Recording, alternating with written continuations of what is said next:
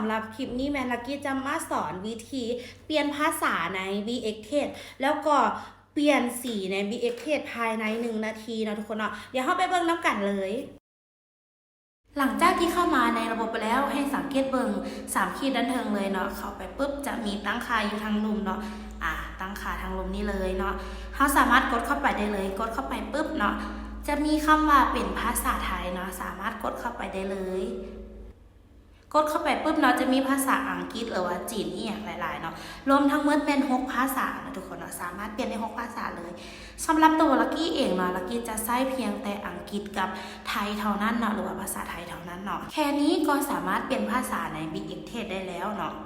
มาเบิ่งขั้นตอนต่อไปนำกันเลยนั่นก็คือขั้นตอนการเปลี่ยนสีเนาะกดเข้ามาที่ตั้งค่าคือเก่าเนาะทุกคนสังเกตเบิ่งเนาะนี่จะมีดิมอยู่นี่เนาะถือว่า